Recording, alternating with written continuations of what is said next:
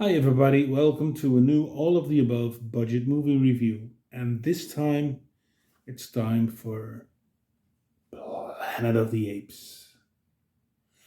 And this is a classic series. This is the first five movies. And it's like, I always call it a Mobius movie series because it makes a sort of a loop.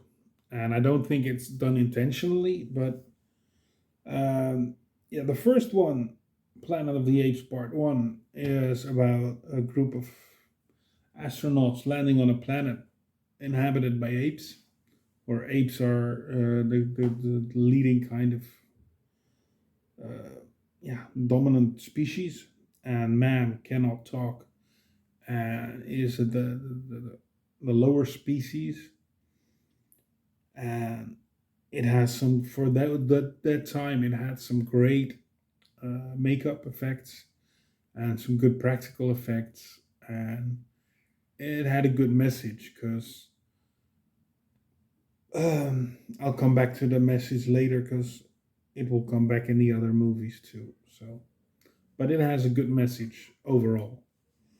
Then came the second part, Beneath the Planet of the Apes, and it picks up right where the other one left off, with the surviving astronaut disappearing, and at the same time, a new ship falls out of the sky with a new astronaut who finds out he is in a planet filled with apes, and so it follows not the same beat because it's different person, different story, and but it tries to finalize at the end. It tries to put an end to the Planet of the Apes because the planet blows up at the end. Sorry, but for people who haven't watched it, sorry for the spoiler. But I cannot not spoil it if I want to go into the second part, or the third movie anyway. The third movie, Escape from the Planet of the Apes, has three apes landing on Earth in the past and finding out how that world is. And it sets up the other two movies who follow. Um, and it's more about the birth of that Planet of the Apes, what we get in the first one, and it takes some years before that is where it is, of course. But we see the first steps in those last three movies. The first movie, of course, is when two apes survive, and the third one is killed, and they land on that. They live on Earth, and they try to find out how it is there, and what the culture is. And the problem is when one of the apes is pregnant, so they get offspring, and some people find that dangerous because they already found out what has happened to their planet in the future, and they don't want that future. So, but it's a nice, exciting movie. It has less apes than the other movies, but it's more human based, and it's more lighthearted. It's more fun, with some serious tones, of course. Then comes the fourth part, Conquest of the Planet of the Apes, and then we skip a few years where apes are in servitude, and are like treated like slaves. So, uh, and one ape, the child of the apes of the last part, Zero and Cornelius, who play a big part in all three, the first of the three movies.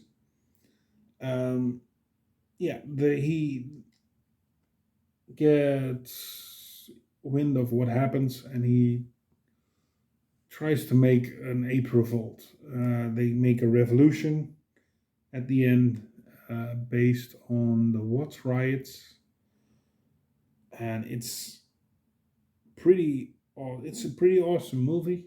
It has some pretty awesome action. But also, it shows us how we as humans are so lazy that we need other people to do our work. And not all people, but mostly the rich and, yeah, the rich upper class. Um, yeah, it's it has a message, and I think that's it. And the apes stand up, and that leads into the last movie, Battle for the Planet of the Apes, where we come to a planet where, well, the beginning of the first plan, the beginning of the Planet of the Apes is there. Apes live dominantly in their own territories, and humans just are not the most important people in there. Um, yeah, and then we are going to see, will history repeat itself? Will we go back to the first movie and have a Planet of the Apes where the apes are dominant and the humans are, well, garbage? Or do we get a future where apes and humans live side by side? And that's why I call it a Mobius movie, because you go back to the beginning, but I think with a new twist. So, um, yeah, the overall idea that I see behind this movie is, are we better off with one group taking over from the other group? Is it better? Like we hear now, well, we have a matriarchy and that's bad, and men do it worse. But will it be different if we have, or we have a patriarchy? Sorry.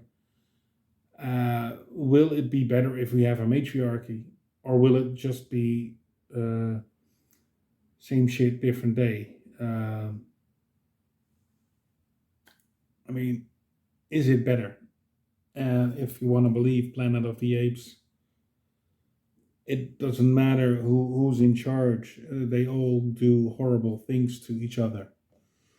Like we handled our animals, they handled us as animals. And they did brain surgeries and testing and what so. And yeah, so it's not that different, even though the people behind it are there are other people behind it. So after those five movies, there came a TV series, a Planet of the Apes series, and an animated series. I just wanted to say, because of, yeah, because it was important telling you. Um, and it's a nice filler in for it fills up nicely, but it follows different people, different stories. But one of the things, Roddy McDowell is a big part of all five movies and this TV series. So that's, although Roddy McDowell didn't play in part two. So in four movies, he was played a big part. Yeah. Then something happened that happens to mostly every movie, but this time they missed the bat by this much. They made a remake, Planet of the Apes by Tim Burton. It has a star-studded cast, but it couldn't help it. It's totally different than the original. What is not wrong for remake, because you want to do something different. But it has more Mark Wahlberg in it. Well, that even couldn't save it or help it, or was it doomed by anyway? It was just boring.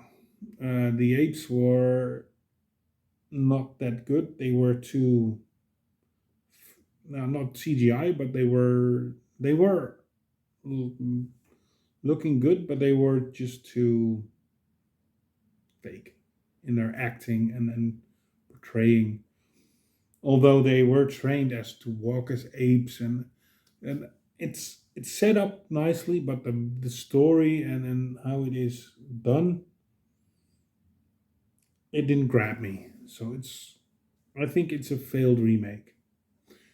Then it was rebooted years later in the first of a trilogy, Rise of the Planet of the Apes, and it tells a story of the ape Caesar, and those are CGI apes, but they're so lifelike. So it's a reboot, kind of a reboot remake, but it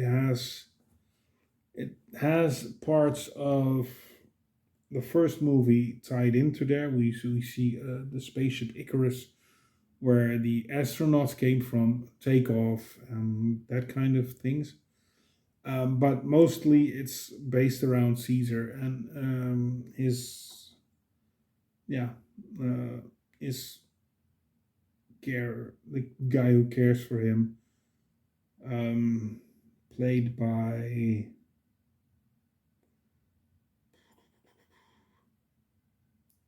James Franco. Sorry, I had to look that up. James Franco. The ape was played, or Caesar was played by Brian Cox. No, not by Brian Cox. Sorry, Andy Serkis. I'm striking out all over the place. It's just like dating. We have a nice role by Tom Felton, who had his Harry Potter fame, of course, as Draco Malfoy. And the apes were so lifelike, and because they don't talk, and you just see them do sign language and everything, it was one of the most realistic apes movies I ever saw. The five originals are still my favorite, but I think this trilogy does it justice. It tells its own story, but honors the original five movies. And it sets up what happens because there is a virus, and that's what it ends with. And then we go into Dawn of the Planet of the Apes, where a virus has taken over. Apes and humans are separated, and we see how they work together. Yeah, they're pretty long movies. The first one is around, it's the shortest, it's 104 minutes. So but the second one is around 131 minutes.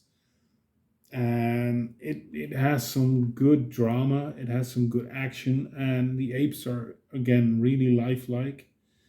And you can compare this one to Conquest of the Planet of the Apes, because it kind of tells the same story about apes and humans trying to find a way, or even have a sort of mutant, uh, or humans trying to fight the apes. We all end with War of the Planet of the Apes, War on, War of for the Planet of the Apes, and it has a great role played by Woody Harrelson, who plays yeah, a rogue soldier who tries to take over the apes and tries to take back the power for the humans. Again, it's a very good movie. It has some great action, good scenes, and yeah, I love this trilogy. I'm a big fan of Planet of the Apes, and I hope they're going to do more with it, especially with the technology that it is now. Um, like I said, I didn't like the remake, so that's, but the rest in the reboot, it did good. So, what did you think of Planet of the Apes? Please tell me down here in the comments. And if you want to like. If you want to subscribe, you can subscribe over there. And it leaves me to say thank you for watching. See you next time.